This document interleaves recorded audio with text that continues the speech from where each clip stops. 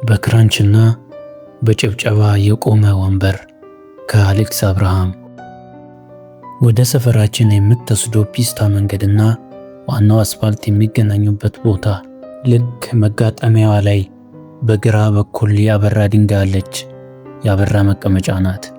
ውድድር የሌለበት ወንበር ይላታል አበራ ራሱ። ከሷ ላይ አይጠፋም። ድንጋይዋ የአክሱም ጫፍ የምትመስል ግማሽ ክብ ሆና ስሯ መሬት ውስጥ የገባ ስለሆነ አክሱምን እስከነ አንገቱ ቀብሮ አናቱ ላይ የተቀመጠ ነው የሚመስለው። እንግዲህ አበራ ታዋቂ የሰፈራችን የኔቢጤ ነው። አንድ እግር የለውም። ለዚህ ሰው ሳንቲም ሳይሰጡ ማለፍ ከባድ ነው። የመብራትና የውሃ ወራቢ ክፍያ ሲመጣ ድንኳን አስጥለው ሐዘን ሊቀመጡ የሚቃጣቸው አባባ ገዳሙ እንኳን አበራ አጠገብ ሲደርሱ 6 ኪሳቸውን ፈትሸው 7ኛዋ ሰደርያቸው ኪስ ውስጥ የሚያገኟትን 10ም 5ም ሳንቲም ሳይሰጡት አያልፉም።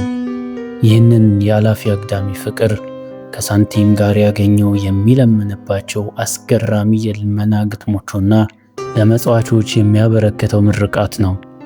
የአበራ ምርቃት እንደደረሰኝ ይቆጠራል።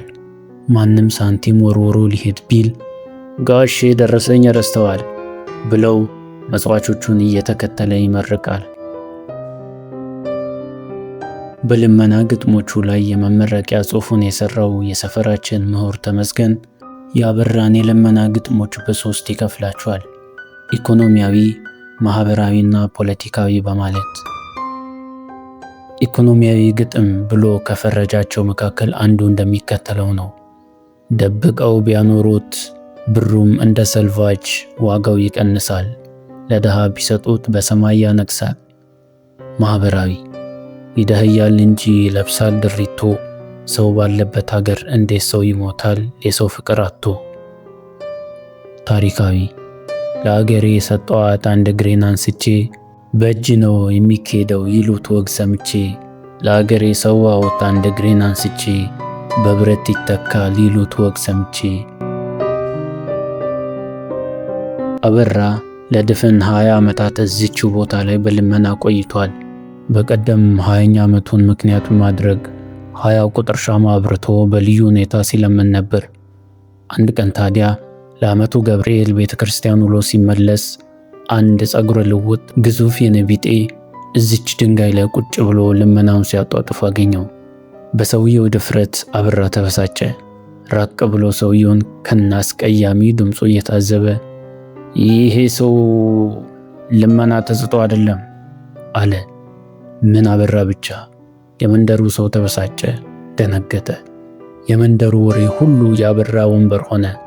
20 ዓመት የተለመነበት ድንጋይ በአንድ አዳር ለሌላ ለዛ ቢስ ለማኝ ዋሉ መንደርተኛውን ደስ አላሰኘው። የመንደሩ ሰው እስካሁን ለአበራ የመጸወትከው በቂ ነው የተባለ ይመስል ለአዲሱ ሰው 74 ሳንቲም የጣልለት አልነበረም ከኔ በስተቀር። እኔም ሐሳብ ውስጥ ገብቼ ሳንቲሟን ከወረወርኩ በኋላ ነው አበራ አለመሆኑን ያወቅኩት። በአስፈሪ ድምፁ በመወርወር ጠላትህ ይወርወር አንበሳዬ በሚል ምርቃቱ አበራ ወደ ለማኙ ተጠጋና ጌታው ማን ፈቅዶልህ ነው እዚህ የተቀመጥከው ቢለው ማን ይፈቅድልኛል እግዚአብሔር ፈርዶብኝ እንጂ አለ ጸጉረ ልውጡ። አበራ ተበሳጨ።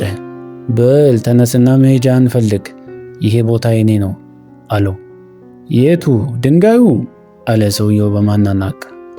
ሰውዬ በሕግ አምላክ የክፉ ቀን ማረፊያዬን አታናነቅ። ራቴን፣ ወንበሬን፣ የሕዝብ መገናኛ መድረኬን ድንጋይ አትበል። ጸጉረ ልውጡ አበራን በግርምት እያየ የፓርላማ ወንበር አስመሰልከው እኮ ወንድሜ አለ። አንተ ነህ እንጂ እንደ ፓርላማ ወንበር መቀመጫዬን በጉልበት ጨምድድ አለቅም ያልከው።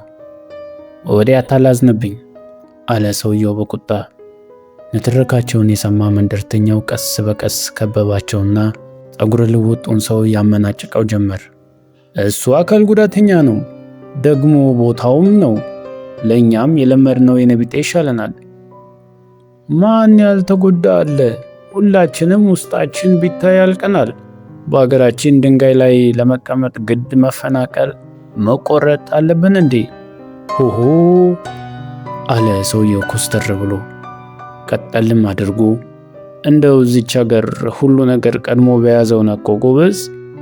ምን አለ አንዳንዴ አዲስ ነገር እየተቀበልን መንፈሳችንን ከዝገት ብንከላከል። ክርክሩ በተጧጧፈበት ቅጽበት አበራ ገላጋዩን ተገን በማድረግ እንካ ቅመስ ብሎ በክራንች ሰውየውን ትከሻው ላይ ነረተው። ያ የገደል ስባሪ የሚያክል ሰውዬ በድንጋይ ጨረሰን ብለን ስንፈራ ድሪቶን እየጎተተ እግሬ አውጭኝ አለ።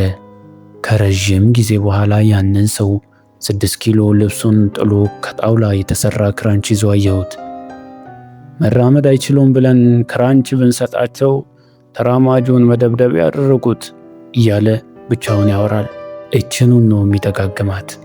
ማታ ወደ ሰፈር ስመለስ አበራን ወንበሩ ላይ አየሁትና ጠጋ ብዬ በቀልድ አቤ፣ ያ ሰውዬ ካንተ የበለጠ ክራንች ይዞ ወደዚህ ሲመጣ አየሁት እኮ አልኩት። ክራንቹን መዥረጥ አድርጎ የቀልድ ሰነዘረብኝና ከእኔ የበለጠ ክራንች ከያዘ ከእኔ የበለጠ ተጎድቷል በለኛ አለና ተሳሳቅ። ሳንቲም ወረወርኩለት፣ ምርቃቱ እየተከተለኝ። አነሰም አጠረም ክራንች አጠገብ አይድረስ አለኝ። አንድ ቀን ታዲያ ዝነኛው ዘፋኝ ተውረግረግ የኔ ቆንጆ የሚለውን ዘፈን ክሊፕ ሊሰራ ወደ መንደራችን መጣና የአበራን ግጥም በተመስጦ ቆሞ አዳመጠ። ከሱ የዘፈን ግጥሞች የተሻሉ ግጥሞችን ከአበራ በመስማቱ ተደሞ ለአበራ 10 ብር በመመጽወት እንዲህ ስል መከረው። የግጥም መክሊት በውስጥ ይታየኛል።